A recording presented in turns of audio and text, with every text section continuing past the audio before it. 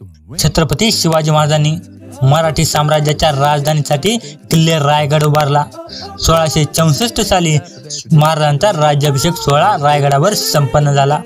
सह्याद्रीच्या खुशीत वसलेल्या या किल्ल्याची बांधणी सुरक्षेच्या दृष्टीने अतिशय चांगली होती। 4400 फूट उंची असलेल्या या रायगडावर दरवाजाखेरीज कोणताही जाण्या येण्याचा मार्ग उपलब्ध नव्हता। असे म्हटले जायचे की रायगडावरचे दरवाजे बंद झाले की खालून वर येईल ती फक्त हवा आणि वरून खाली जाईल ते फक्त पाणी होते। पण या गोष्टीला अपवाद ठरणारी एक स्त्री होती, ती म्हणजे हिरकणी। किल्ले रायगडाच्या खाली काही अंतरावर वाकुसरे नावाचे एक छोटेसे गाव होते।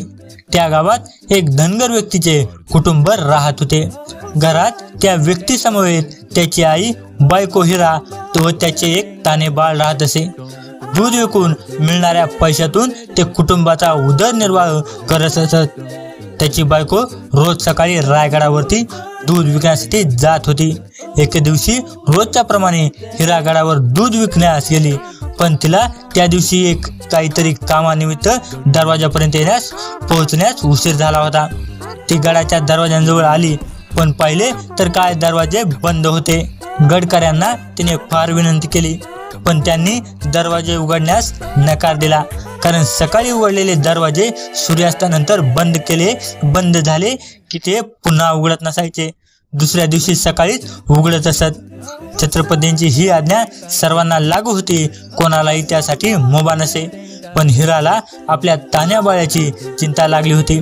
आई वाचून ते तान्हे बाळ रात्रभर कसे राहील या विचाराने त्या आईची चिंता वाढतच चालली। या विचारात हिराने किल्ल्याच्या कड्यावरून खाली उतरण्याचा एक निर्णय घेतला।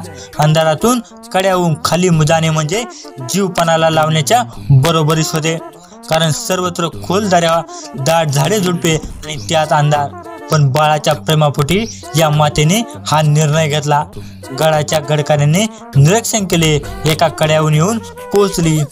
गडाच्या कड्यांचे निरीक्षण केले, एका कड्याहून येऊन पोहोचली आणि त्याच कड्यावरून खाली उतरली। खाली पोहोचूपर्यंत मात्र सभोवतालच्या झाडाझुडपामुळे अंगावर अनेक ठिकाणी ओरबाडल्याने रक्त आलेले होते।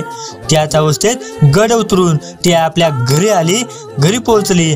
घरी परतताच पहिल्यांदा त्या आईने आपल्या बाळाला खुशीत घेतले।